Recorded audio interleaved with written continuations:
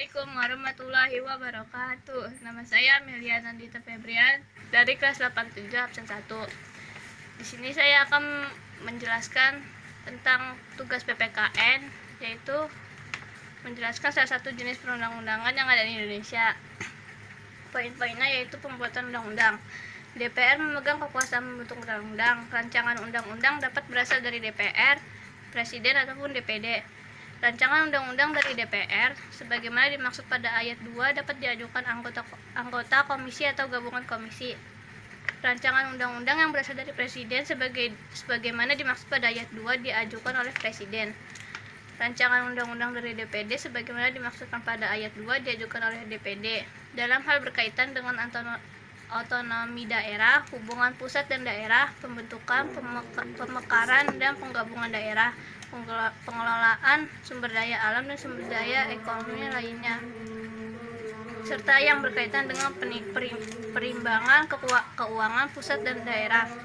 Rancangan undang-undang sebagaimana yang dimaksud pada ayat 2 diajukan dan disertai dengan naskah akademis, kecuali rancangan undang-undang mengenai APBN, penetapan peraturan pemerintah pengganti undang-undang menjadi undang-undang, atau pencabutan undang-undang atau pencabutan peraturan pemerintahan pengganti undang-undang. Rancangan undang-undang sebagaimana dimaksud dalam pasal 103 ayat 2 disusun berdasarkan prolegnas. Dalam keadaan tertentu, hanya DPR dan Presiden yang dapat mengajukan rancangan undang-undang di luar prolegnas. Rancangan undang-undang yang disetujui bersama DPR dan Presiden paling lambat 7 hari disampaikan oleh pimpinan DPR kepada Presiden untuk disahkan menjadi undang-undang. Dalam keadaan tertentu, hanya DPR dan Presiden dapat mengajukan undang-undang di luar prolegnas. Dalam hal ini, rancangan undang-undang sebagaimana dimaksud pada ayat 1 tidak disahkan Presiden dalam waktu paling lambat 30 hari sejak rancangan undang-undang tersebut disetujui bersama-sama. Rancangan undang-undang tersebut sah menjadi undang-undang yang wajib diundangkan. Poin kedua yaitu tingkatan dan kekuasaan. Peraturan perundang-undangan dalam konteks negara Indonesia adalah peraturan tertulis yang dibentuk atau ditetapkan oleh lembaga negara atau pejabat negara yang berwenang dan mengikat secara hukum. Hierarki maksudnya peraturan perundang-undangan yang lebih rendah tidak boleh bertentangan dengan peraturan perundang-undangan yang lebih tinggi. Berikut adalah hierarki peraturan perundang-undangan di Indonesia menurut Undang-Undang Nomor 12 Tahun 2011 yang menggantikan Undang-Undang Nomor 10 Tahun 2004 tentang pembentukan peraturan perundang-undangan. Undang-Undang 1945 merupakan hukum dasar peraturan perundang-undangan. Undang-Undang 1945 ditetapkan dalam Lembaga Negara Republik Indonesia. Ketetapan MPR, undang-undang atau peraturan pemerintah pengganti undang-undang atau Perpu.